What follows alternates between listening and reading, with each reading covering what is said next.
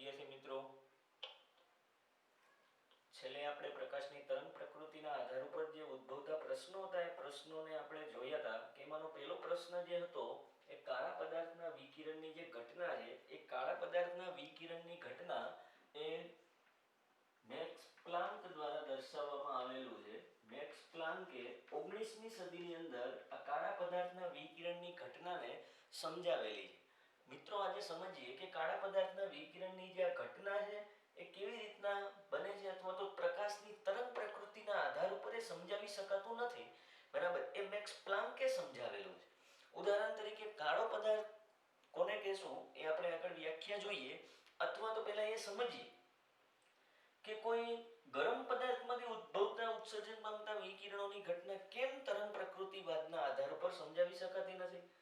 તો સૌપ્રથમ પહેલા સમજીએ કે ઉદાહરણ તરીકે કોઈ પદાર્થને ગરમ કરવામાં આવે છે. ધારો કે આપણી પાસે લોખંડનો સળિયો છે, એમને આપણે ગરમ કરવામાં આવે છે તો એ સૌપ્રથમ એકદમ આછો લાલ બને છે. ત્યારબાદ એને ક્રમશઃ વધારે તાપમાન આપો, વધારે ગરમ કરો તો એ એકદમ લાલચોળ બને છે. હજુ પણ તમે તાપમાન વધારો છો તો આ સળિયો સફેદ રંગનો બનશે. આ ઉપરાંત પણ જો તમે તાપમાન વધારો તો આ સળિયો વાદળી રંગનો બને. કહેવાનો મતલબ કે જો વિદ્યુત ચુંબકીય વિકિરણની તરંગ પ્રકૃતિના આધાર ઉપર આ સમજાવી શકાતું હોત તો લોખંડનો સળિયો તમે ગમે તેટલા તાપમાને ગરમ કરો એ લાલ ને લાલ જ દેખાત. પરંતુ અહીંયા એવું બનતું નથી. અલગ અલગ રંગનો આ સળિયો અલગ અલગ તાપમાને બને છે. તો કહેવાનો મતલબ કે જો કોઈ પદાર્થને ગરમ કરવામાં આવે છે કે જેમને કાળા પદાર્થ કહી શકાય, જેમને ગરમ કરતા એ વિશાળ તરંગ લંબાઈ ધરાવતી પ્રકાશનું ઉત્સર્જન કરે છે, વિશાળ તરંગ લંબાઈ વાળા વિદ્યુત ચુંબકીય વિકિરણોનું ઉત્સર્જન કરે છે, એ કાળા પદાર્થના વિકિરણની ઘટનાના આધાર ઉપર આપણે સમજી શકીએ છીએ. બરાબર, તો મિત્રો અહીંયા એક ગ્રાફની મદદથી આપણે એમને સમજવા માટેનો પ્રયત્ન કરીએ કે ઉદાહરણ તરીકે ચલો અહીંયા આ એક્સ એક્સિસ અને અહીંયા આ વાય એક્સિસ દર્શાવેલી છે. એક્સ એક્સિસ ઉપર ચાલો હું તીવ્રતાને લઈ લઉં છું, પ્રકાશની તીવ્રતા. અહીંયા ચલો અહીંયા તરંગ લંબાઈને આપણે દર્શાવશું લેમ્ડા વડે. ચલો આ ગ્રાફના આધાર ઉપર આપણે અહીંયા સમજી લઈએ, તાપમાનના આધાર ઉપર આ ગ્રાફને સમજવાનો છે. બરોબર, અહીંયા ધ્યાન આપજો. ચલો આ જે તાપમાન છે એમને હું T2 તાપમાન કહી દઉં છું, આ જે તાપમાન છે એમને T1 તાપમાન કહી દઉં છું. કન્ડિશન છે આમની T2 > T1. બરાબર, તો પ્રકાશની જે તીવ્રતા છે એ તાપમાન સાથે પણ બદલાય છે. જેમ જેમ તાપમાન વધે તેમ તેમ પ્રકાશની તીવ્રતામાં ફેરફાર થાય છે, એટલે એમની તરંગ લંબાઈઓમાં પણ ફેરફાર થાય છે. બરાબર, આ ગ્રાફને આ બાજુથી સમજવા માટેનો પ્રયત્ન કરીએ. અહીંયા કિંમત 0 છે. તો મિત્રો આ જમણી બાજુથી તમે ડાબી બાજુ જાઓ તો કિંમતો ઘટવાની છે, ઉપરથી નીચે આવો તો કિંમતો ઘટવાની છે, નીચેથી ઉપર જતા હોય તો કિંમત વધવાની છે. બરાબર, ચલો અહીંયા સમજો કે ડાબી બાજુથી તમે જમણી બાજુ જાઓ છો, મતલબ કે એમની તરંગ લંબાઈ ઘટે. ચાલો, જેમ જેમ તરંગ લંબાઈ ઘટશે તેમ તેમ એમની તીવ્રતા જો વધે. ક્યાં સુધી વધે છે તો કે એમના મહત્તમ તાપમાન સુધી, એમની મહત્તમ જે તીવ્રતા છે ત્યાં સુધી જ એમનો વધારો થાય છે. ફરીથી તરંગ લંબાઈના ઘટાડા સાથે એમની તીવ્રતામાં પણ ઘટાડો થાય છે. બરાબર, તો અહીંયા ફરીથી સમજીએ કે તરંગ લંબાઈના ઘટાડા સાથે એમની તીવ્રતા ઘટે છે અને મહત્તમ બને છે, પરંતુ ફરીથી તરંગ લંબાઈના ઘટાડા સાથે એમની તીવ્રતાની અંદર ઘટાડો થાય છે. બરાબર, તો આ જે એમની તીવ્રતાઓમાં થતો ઘટાડો એ તાપમાન આધારિત છે. બરાબર, તો કાળો પદાર્થ એ આપણે અહીંયા કોને કહેશું એ વ્યાખ્યાયિત કરીએ જોઈએ. એવો કોઈ આદર્શ પદાર્થ કે જે દરેક આવૃત્તિ વાળા પ્રકાશનું શોષણ અને ઉત્સર્જન કરતો હોય તો એવા પદાર્થને આપણે કાળા પદાર્થ તરીકે વ્યાખ્યાયિત કરીએ છીએ. ફરીથી કાળો પદાર્થ કોને કહીશું કે એવો કોઈ આદર્શ પદાર્થ કે જે દરેક આવૃત્તિનું શોષણ અને ઉત્સર્જન કરતો હોય તો એવા પદાર્થને કાળા પદાર્થ તરીકે ઓળખી શકાય. અને આમાંથી જે ઉત્સર્જન પામતા જે વિકિરણો છે એમને કાળા પદાર્થના વિકિરણો તરીકે પણ આપણે ઓળખી શકીએ છીએ. બરાબર, ચલો અહીંયા હમણાં પછી આ કાળા પદાર્થના વિકિરણના ઉદાહરણ તરીકે મેક્સ પ્લાન્કનો સિદ્ધાંત એમને 19મી સદીની અંદર જે આપેલો છે કે પરમાણુ અથવા તો અણુ સર્જન દરમિયાન ઉત્સર્જાતા જે વિકિરણો છે, બરાબર, ફરીથી મેક્સ પ્લાન્કનો સિદ્ધાંત શું છે કે પરમાણુ અથવા તો અણુ સર્જન દરમિયાન ઉત્સર્જિત થતા જે વિકિરણો છે અથવા તો શોષાતા જે વિકિરણો છે, બરાબર, આવા શોષાતા અથવા તો ઉત્સર્જાતા વિકિરણો એ અસતત રીતે નહીં પરંતુ એમનું શોષણ કે ઉત્સર્જન એ સતત રીતે થતું હોય છે. ખાસ યાદ રાખજો કે પરમાણુ કે અણુ દ્વારા શોષાતા અથવા તો ઉત્સર્જાતા વિકિરણોનું શોષણ કે ઉત્સર્જન અસતત રીતે થતું નથી પરંતુ કેવી રીતે થાય છે? સતત રીતે થાય છે. તો એનો મતલબ એવો થયો કે જે વિકિરણો શોષાય છે અથવા તો ઉત્સર્જાય છે એ કોઈ ચોક્કસ ન્યૂનતમ ઉર્જા ધરાવે છે. આવા ચોક્કસ ન્યૂનતમ ઉર્જાવાળા જે નાના નાના ભાગ છે એમને મેક્સ પ્લાન્કે ક્વોન્ટમ એવું નામ આપેલું છે, બરાબર. તો આ સિદ્ધાંતને મેક્સ પ્લાન્કનો ક્વોન્ટમ સિદ્ધાંત તરીકે પણ ઓળખી શકાય છે. હવે આવા જે શોષાતા અથવા તો ઉત્સર્જાતા વિકિરણોની ઓછામાં ઓછી જે ઉર્જા છે, બરાબર, એ ઓછામાં ઓછી એમની ઉર્જા એ એમની આવૃત્તિના સમપ્રમાણમાં હોય છે. મતલબ કે ઈ ચલે છે મ્યુ. અહીંયા સમપ્રમાણતાની નિશાનીને તમે હટાવો છો તો h મ્યુ. ચાલો આમને હું સમીકરણ નંબર 1 આપી દઉં છું. અહીં h is equal to Planck અચળાંક. પ્લાન્ક અચળાંકની કિંમત મિત્રો ફિક્સ હોય એ તમે કોઈ પણની ઉર્જા ગણવી હોય તો તમે અહીંયા આ સૂત્રની મદદથી ગણી શકો છો. h ની કિંમત 6.626 ગુણ્યા 10⁻³ જૂલ સેકન્ડ જેટલી કિંમત છે, બરાબર. આ કિંમતને યાદ રાખવાની છે. પ્લાન્ક અચળાંક h ઇઝ ઇક્વલ ટુ 6.626 ગુણ્યા 10⁻³ જૂલ સેકન્ડ છે, બરાબર. હવે જે આ ઉર્જાના નાના નાના જે પેકેટ છે કે જેને આપણે ક્વોન્ટમ કહીએ છીએ એ ક્વોન્ટમ કેવી રીતના ઉર્જાઓ ધરાવતા હોય એમની લાક્ષણિક ચોક્કસ ઉર્જા હોય છે. For example E is equal to, જો અહીંયા ફરીથી 0 ઉર્જા પણ હોઈ શકે છે, બરાબર. અહીંયા h મ્યુ ઉર્જા પણ હોઈ શકે છે, બરાબર. અહીંયા 2h મ્યુ ઉર્જા પણ હોઈ શકે, 3h મ્યુ ઉર્જા પણ હોઈ શકે, વગેરે વગેરે, બરાબર. તો કહેવાનો મતલબ કે જો અહીંયા 1.5h મ્યુ જેટલી ઉર્જા ન હોય, 2.5 અપૂર્ણાંકની અંદર એમની આ ઉર્જા હોતી નથી. આ ક્વોન્ટમ જે છે એ ચોક્કસ કોઈ લાક્ષણિક ઉર્જા ધરાવે છે. આ ચોક્કસ જે લાક્ષણિક ઉર્જા ધરાવે છે એને આપણે ક્વોન્ટમ કહીએ છીએ. તો મેક્સ પ્લાન્કની આ થિયરીના આધાર ઉપર એવું સમજી શકાયું કે પ્રકાશને માત્ર એમની તરંગ પ્રકૃતિ હોતી નથી. જો તરંગ પ્રકૃતિ હોત તો તમે લોખંડના સળિયાને ગમે તેટલો ગરમ કરત પણ એ એક જ રંગ ધરાવત. અહીંયા અલગ અલગ રંગમાં જે એનું પરિવર્તન થાય છે એ અહીંયા જોવા મળ્યું ન હોત. એટલે આના આધાર ઉપર આપણે એવું સમજી શકાય કે પ્રકાશ કોઈ બીજી પ્રકૃતિ પણ ધરાવતો હશે, બરાબર. તો હવે એમના પ્રકાશનો જે બીજો સ્વભાવ છે, કણ સ્વભાવ, એને રિલેટેડ બીજો પ્રશ્ન પણ આપણે જોયો હતો કે ફોટો ઇલેક્ટ્રિક અસર, બરાબર. એ ફોટો ઇલેક્ટ્રિક અસરના પ્રયોગને સમજવા માટેનો પ્રયત્ન કરીએ.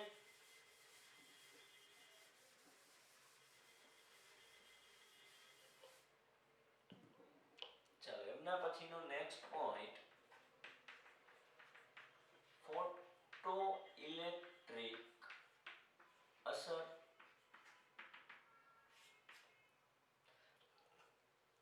ચલો હર્ટ્ઝ નામના વૈજ્ઞાનિકે ફોટો ઇલેક્ટ્રિક અસરને સમજાવવા માટેનો સૌપ્રથમ પહેલો પ્રયત્ન ત્યારબાદ આલ્બર્ટ આઇન્સ્ટાઇન દ્વારા દર્શાવવામાં આવેલું કે વિદ્યુત ચુંબકીય વિકિરણ એ કેવી પ્રકૃતિ ધરાવે છે.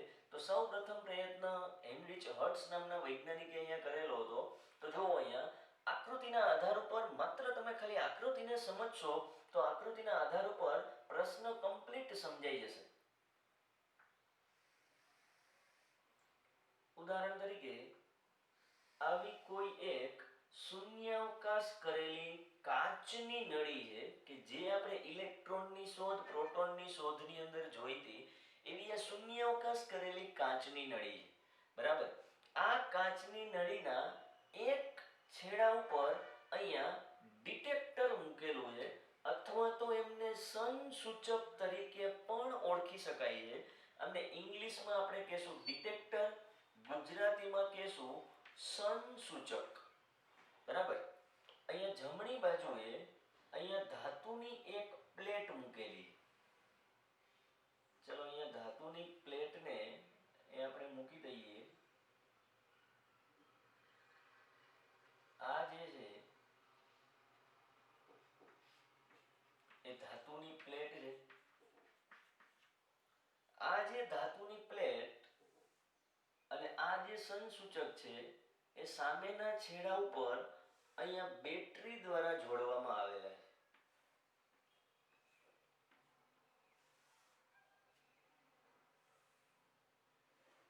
ચાલો અહીંયા બેટરી વડે જોડવામાં આવેલા છે. અહીંયા એમનો વીજભાર પ્લસ છે, અહીંયા માઇનસ છે. પ્લસ છેડો જેમની સાથે જોડેલો છે એમનો વીજભાર પ્લસ હશે. ઋણ છેડો જેમની સાથે જોડેલો છે એમનો વીજભાર એ ઋણ હશે. આ જે નળી છે એ શૂન્યાવકાશ નળી. તો અહીંયા આપણે દર્શાવીએ છીએ કે શૂન્યાવકાશ કાચની નળી. ચલો પ્રયોગ શું કહે છે અથવા તો ફોટો ઇલેક્ટ્રિક અસર છે શું એ સમજો પેલા ખાલી. બરાબર. કે જ્યારે કોઈ પ્રકાશનું કિરણ, કોઈ પ્રકાશનું પુંજ, ઉદાહરણ તરીકે અહીંયા હું દર્શાવું છું કે ભાઈ આ પ્રકાશનો પુંજ છે. પ્રકાશનો પુંજ અથવા તો પ્રકાશનું કિરણ.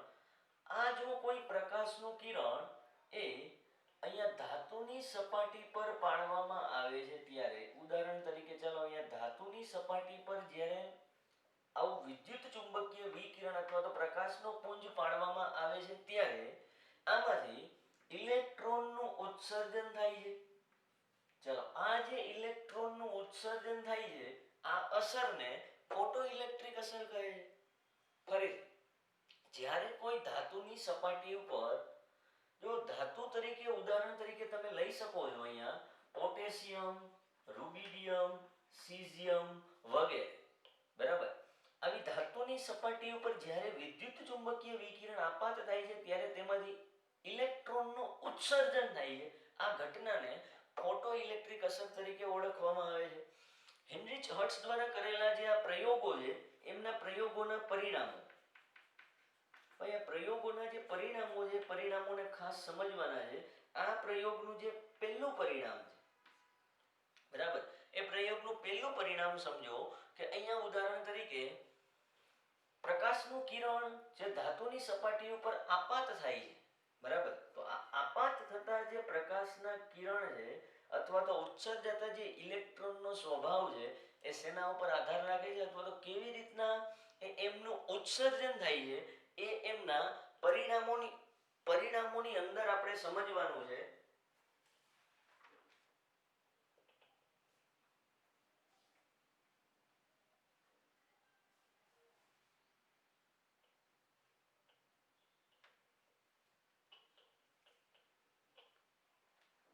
પ્રયોગની અંદર આપણે ખાસ સમજીએ. જો એમનું પહેલું પરિણામ કે પ્રકાશનું પુંજ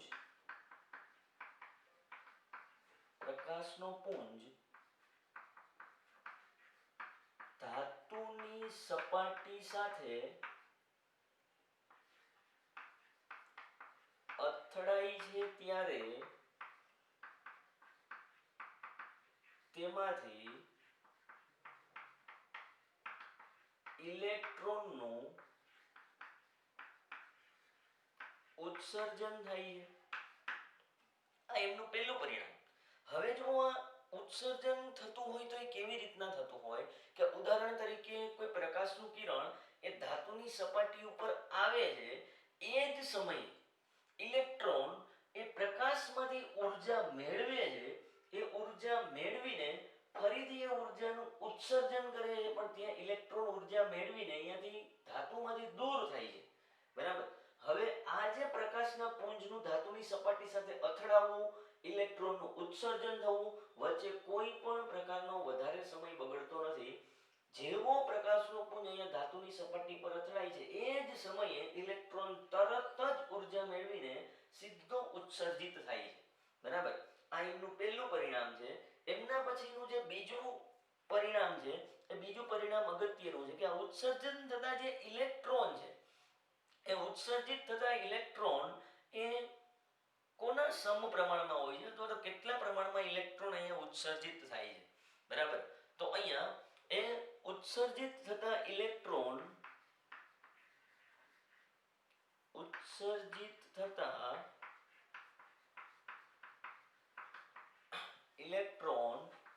એ પ્રકાશની તીવ્રતાના સમપ્રમાણમાં હોય છે.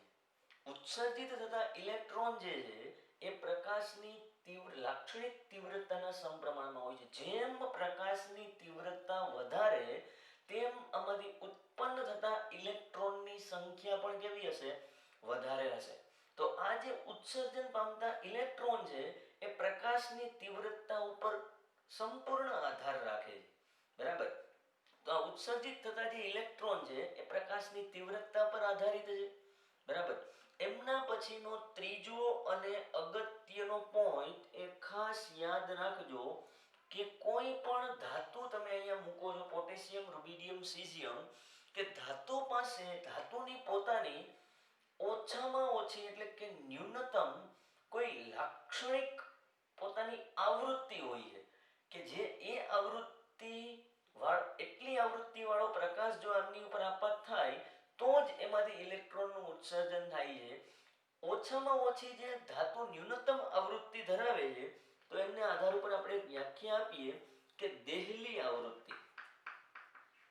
ઇંગ્લિશમાં અમને થ્રેશોલ્ડ ફ્રીક્વન્સી પણ કહેવાય. એમને μ0 વડે આપણે દર્શાવશું. દેહલી આવૃત્તિ કોને કહેશું? કે ધાતુ પાસે રહેલી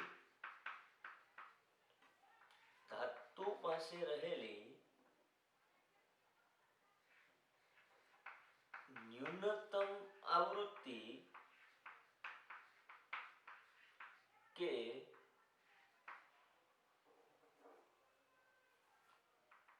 જેથી તેમાંથી ઇલેક્ટ્રોનનું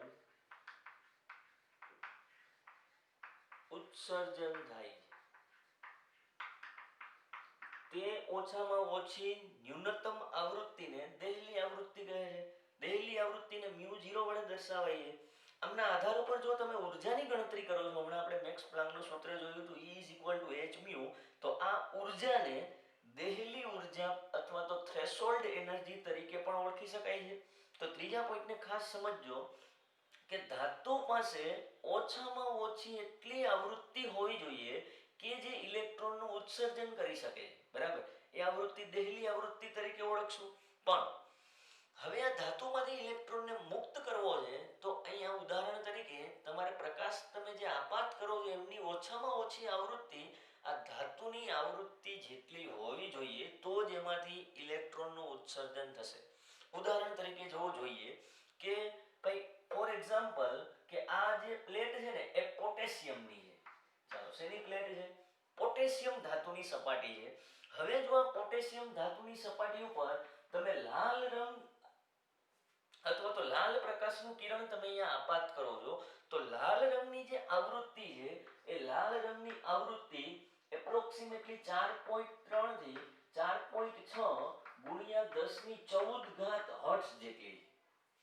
હવે જો કદાચ તમે આમના ઉપર પીળો પ્રકાશ આપાત કરો છો, ચાલો આમના ઉપર જો તમે પીળો પ્રકાશ આપાત કરો, ચાલો પીળા પ્રકાશની આવૃત્તિ જે છે એ પીળા પ્રકાશની અહીંયા આવૃત્તિ 5.2 થી 5.3 ગુણ્યા 1014 હર્ટ્ઝ જેટલી, બરાબર.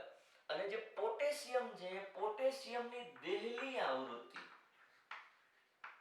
આ ખાસ અગત્યનો પોઈન્ટ, દેહલી આવૃત્તિ μ0 5 ગુણ્યા 1014 હર્ટ્ઝ છે.